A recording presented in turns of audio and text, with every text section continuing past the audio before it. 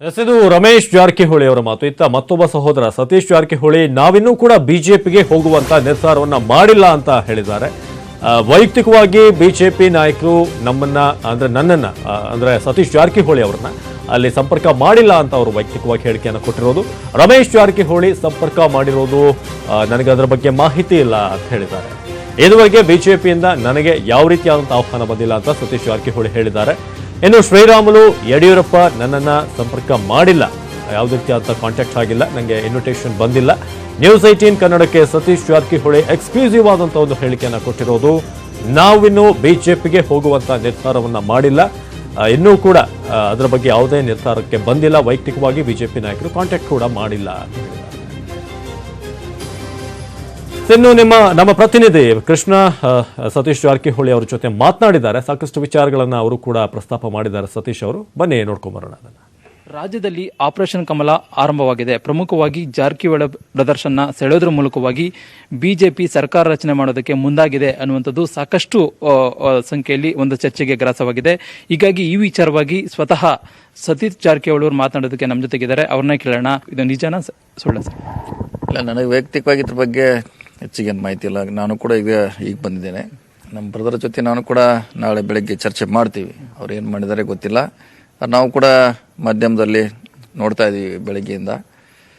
So ಅವ್ರು ಮಾತಾಡಿದ ಮೇಲೆ ಹೇಳ್ತೀನಿ. ಮತ್ತು ನನಗೆ ವೈಯಕ್ತಿಕವಾಗಿ ಯಾವುದೇ ರೀತಿಯಿಂದ ಬಿಜೆಪಿ ಅವರು ಸಂಪರ್ಕ ಮಾಡಿಲ್ಲ ಸರ್. ಈಗಾಗಲೇ ಏನಂತಂದ್ರೆ ಪ್ರಮುಖವಾಗಿ ಅಲ್ಲಿ PLD ಬೆಳಗಾವಿಯಲ್ಲಿ ನಡೆದಂತಹ PLD ಚುನಾವಣೆ ವಿಚಾರವಾಗಿ ಲಕ್ಷ್ಮೀ ಹೆಬ್ಬಾಳ್ಕರ್ ಅವರ ನಡೆಯಿಂದಾಗಿ ಸತೀಶ್ ಜಾರಕಿಹೊಳಿ ಅವರ ಪ್ರತಿಷ್ಠೆಗೆ ಒಂದು ಕಡಿಮೆ ಆಗಿದೆ ಅನ್ನುವಂಥದ್ದು ನಿಜನ ಸರ್? ಇಲ್ಲ, ಆ ಚುನಾವಣೆಗೆ ಇದಕ್ಕೂ ಲಿಂಕ್ ಮಾಡ್ಲಿಕ್ಕಾಗಲ್ಲ. ಅದು ಬೇರೆ. ಆ ಚುನಾವಣೆ ಬೆಳಗಾವಿಗೆ ಸೀಮಿತವಾಗಿರೋದು. ಅದು ಕೂಡ ಬೇರೆ ಬೇರೆ ವಿಷಯಗಳು. ನಮ್ಮ ಜಿಲ್ಲೆಯಲ್ಲಿ ಬೇರೆ ನಮ್ಮ ಕಾಂಗ್ರೆಸ್ ಮುಖಂಡರು ಮಧ್ಯಸ್ಥಿಕೆ ವಹಿಸ್ತಾರೆ, ಪ್ರಭಾವ ಬೀರ್ತಾರೆ. ಅದು ಕೂಡ ಪ್ರಮುಖವಾಗಿ ಸಮಸ್ಯೆ ಇದೆ. ಹೊರತಾಗಿ PLD ಬ್ಯಾಂಕ್ ಅಂತ ಭಾಳ ದೊಡ್ಡ ವಿಚಾರ ಏನಿಲ್ಲ, ಅದು ಸ್ಥಳೀಯವಾಗಿದೆ. ಬೇರೆ ಬೇರೆ ವಿಚಾರ ಕೂಡ ಭಾಳಷ್ಟಿದೆ. ಅದು ನಾಳೆ ಮುಖ್ಯಮಂತ್ರಿಗಳಿದ್ದಾರೆ, ನಮ್ಮ DCM ಇದ್ದಾರೆ, ರಮೇಶ್ ಅವ್ರ ಜೊತೆ ಕೂಡ ಚರ್ಚೆ ಮಾಡ್ತೀವಿ. ಸರ್, ರಮೇಶ್ ಜಾರಕಿಹೊಳಿ ಅವರು ಈಗ ಪ್ರೆಸ್ ಮೀಟ್ ಮಾಡಿದ್ದಾರೆ. ಎಲ್ಲೋ ಒಂದು ಕಡೆ ನಮ್ಮ ಸಹೋದರ ಸತೀಶ್ ಜಾರಕಿಹೊಳಿಗೆ ಬಹಳಷ್ಟು ಅನ್ಯಾಯ ಆಗ್ತಾ ಇದೆ ಪಕ್ಷದಲ್ಲಿ ಅನ್ನುವಂಥದ್ದು. ಯಾವ ರೀತಿ ಅನ್ಯಾಯ ಆಗ್ತಾ ಇದೆ ಅಂತ ಸರ್? ಇಲ್ಲ, ಆ ರೀತಿ ಯಾವುದೇ ಆಗಿಲ್ಲ. ಮಂತ್ರಿಯನ್ನ ಬಿಟ್ಟಾಗ ನಾವು ಕೂಡ ಮುಂದೆ ಕಾದ್ ನೋಡೋ ತಂತ್ರ ಹೇಳಿದೀವಿ. ಮಂತ್ರಿ ವಿಷಯ ಮುಗಿದು ಹೋಗಿದೆ. ಈಗ 2 ವರ್ಷ ನಂತರ ಮಾಡ್ತು ಅಂತ ಹೇಳಿದ್ರೆ ಕಾಯ್ತಾ ಇದ್ದೀವಿ. ಈಗ ಇದ್ದವ್ರು ಮಾಡ್ತಿದ್ದಾರೆ, ಒಳ್ಳೆ ಕೆಲಸ ಮಾಡಲಿ. ಸೊ ನೋಡೋಣ ಯಾವ ರೀತಿ ಆಗಿದೆ ಅನ್ನೋದು. ಇನ್ನೂ PLD ಬ್ಯಾಂಕ್ ಒಂದೇ ನಮಗೆ ಪ್ರತಿಷ್ಠೆ ಅಂತ ತೆಗೆದುಕೊಳ್ಳಿಕ್ಕಾಗಲ್ಲ. ಚುನಾವಣೆ ಸೋಲು ಗೆಲುವು ಸ್ವಾಭಾವಿಕವಾಗಿ ಇದ್ದೇ ಇರ್ತದೆ. ಸೊ ಆದರೂ ಕೂಡ ನಾಳೆ ನಮ್ಮ ಬ್ರದರ್ ಜೊತೆ, ನಮ್ಮ ಪಕ್ಷದ ಮುಖಂಡರ ಜೊತೆ ಚರ್ಚೆ ಮಾಡಿ ಅದ್ರ ಬಗ್ಗೆ ಬೇಕಾದ್ರೆ ನಾಳೆ ಬೇಕಾದ್ರೆ ಸ್ಪಷ್ಟವಾಗಿ ಹೇಳ್ತೇನೆ. ಸರ್, ಒಂದು ವೇಳೆ ಏನಾದರೂ ರಮೇಶ್ ಜಾರಕಿಹೊಳಿ ಅವರು ನಿರ್ಧಾರ ಮಾಡಿದರೆ ಅಂದ್ರೆ ಬಿಜೆಪಿ ಜೊತೆ ಸೇರ್ಪಡೆ ಮಾಡ್ಕೊಳ್ಳೋದ್ರ ಮೂಲಕವಾಗಿ ಒಂದು ಪಕ್ಷ ಅಂದ್ರೆ ಸರ್ಕಾರ ರಚನೆ ಮಾಡೋದಕ್ಕೆ ಏನಾದರೂ ಒಪ್ಕೊಂಡ್ರೆ ರಮೇಶ್ ಅವರು ನೀವು ಒಪ್ಕೋತೀರಾ ಅಂತ? ಇಲ್ಲ, ನಮ್ಮ ಜೊತೆ ಯಾವುದೇ ಚರ್ಚೆ ಮಾಡಿಲ್ಲ. ಬಿಜೆಪಿ ಹೋಗೋದಾಗ್ಲಿ, ನಾವು ಅಲ್ಲಿ ಹೋಗೋದಾಗ್ಲಿ, ಅದು ಚರ್ಚೆನೇ ಆಗಿಲ್ಲ. ಈ ಬಗ್ಗೆ ಈಗ ಹೇಳೋದು ಭಾಳ ಅರ್ಲಿ ಅಂತ ಆಗುತ್ತದೆ. ನಾಳೆ ಅವ್ರ ಜೊತೆ ಚರ್ಚೆ ಮಾಡಿ ಹೇಳ್ತೀನಿ. ನನಗೆ ಯಾರು ಬಿಜೆಪಿ ಅವರಾಗಲಿ ರಮೇಶ್ ಅವರು ಬಿಜೆಪಿಗೆ ಆಹ್ವಾನ ನೀಡಿಲ್ಲ. ಸರ್, ಈಗಾಗಲೇ ಯಡಿಯೂರಪ್ಪನ ರಾಜ್ಯ ನಾಯಕರು ಬಿಟ್ಟು ಬಿಜೆಪಿ ನಾಯಕರು ಬಿಟ್ಟು ಮಹಾರಾಷ್ಟ್ರ, ಗೋವಾ ಮೂಲಕವಾಗಿ ಬಿಜೆಪಿ ನಾಯಕರ ಮೂಲಕವಾಗಿ ನಿಮ್ಮನ್ನು ಸಂಪರ್ಕ ಮಾಡ್ತಾ ಇದ್ದಾರೆ. ಇದ್ರ ಮೂಲಕವಾಗಿ ನಿಮ್ಮನ್ನು ಸೆಳೆಯುವುದಕ್ಕೆ ಪ್ರಯತ್ನವನ್ನ ಮಾಡ್ತಾ ಇದ್ದಾರೆ. ಸುಮಾರು 10ಕ್ಕೂ ಹೆಚ್ಚು ಜನ ಶಾಸಕರು ನಿಮ್ಮ ಜೊತೆ ಬರ್ತಾ ಇದ್ದಾರೆ ಬಿಜೆಪಿಗೆ ಅನ್ನುವಂಥದ್ದು ಸರ್? ಇಲ್ಲ, ಆ ರೀತಿ ನಾನು ವೈಯಕ್ತಿಕವಾಗಿ ಸತೀಶ್ ಜಾರಕಿಹೊಳಿ ಯಾರಿಗೂ ಸಂಪರ್ಕ ಮಾಡಿಲ್ಲ. ರಮೇಶ್ ಅವ್ರ ಜೊತೆ ನನಗೆ ಅವ್ರಿಗೆ ಏನಾಗಿದೆ ಅದ್ರ ಬಗ್ಗೆ ಗೊತ್ತಿಲ್ಲ. ಅವ್ರ ಜೊತೆ ಭೇಟಿ ಆದ್ಮೇಲೆ ನನಗೆ ಸಂಪೂರ್ಣವಾದ ಮಾಹಿತಿ ಪಡಿತೇನೆ. ಈಗ ನಾಳೆ ಯಾವಾಗ ಮೀಟಿಂಗ್ ಮಾಡ್ತಾ ಇದ್ದಾರೆ ಸರ್ ಈ ವಿಚಾರ ಬಗ್ಗೆ? ಬೆಳಗ್ಗೆ ಭೇಟಿ ಆಗ್ತೇನೆ, ಅವ್ರಿಗೆ ಭೇಟಿಯಾಗಿ ಚರ್ಚೆ ಮಾಡ್ತೀನಿ.